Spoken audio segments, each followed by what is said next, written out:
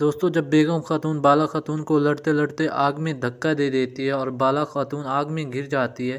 تو سب سمجھتے ہیں کہ بالا خاتون مر چکی ہے اور سب سوگ میں ہوتے ہیں۔ اچانک وہاں پہ حلیمہ آتی ہے اور عثمان سردار کو بتاتی ہے کہ بالا خاتون زندہ ہے، وہ مری نہیں ہے اور اس وقت وہ صوفیہ کی قید میں ہے۔ تو اس کے بعد فوراً ہی وہ جنگل کی طرف دوڑتا ہے اور جنگل میں آگ بگولا ہو کے چلا جاتا ہے۔ اس کے بعد جب عثمان سردار غصہ ہو کے جنگل کی طرف جاتا ہے تو جنگل میں عثمان سردار کا سپاہی جو شامل ہے عثمان کو شامل مل جاتا ہے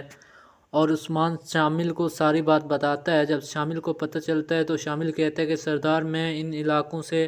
اور صلیبیوں کے ہر قلعے سے واقف ہوں اور ان کے قلعوں میں جاتا ہوں، تو مجھے سارا پتہ ہے کہ صوفیہ اسے کون سی جگہ پہ رکھ سکتی ہے اور میں جاسوسی کے طور پہ جاتا ہوں اور پتہ کرتا ہوں کہ صوفیہ نے اسے کہاں پہ رکھا ہوا ہے، بالا کو کہاں پہ رکھا ہوا ہے۔ تو اس کے بعد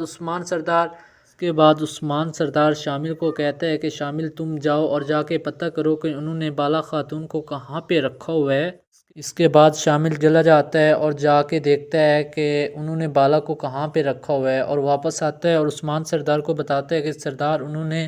بالا خاتون کو بورسا کے ایک خاص علاقے میں رکھا ہوا ہے جہاں بہت زیادہ صلیبی فوجی ہیں، جہاں پہ ہمارا جانا ممکن نہیں ہے۔ تو عثمان سوچ میں پڑ جاتا ہے کہ بالا خاتون کو کیسے بچائیں۔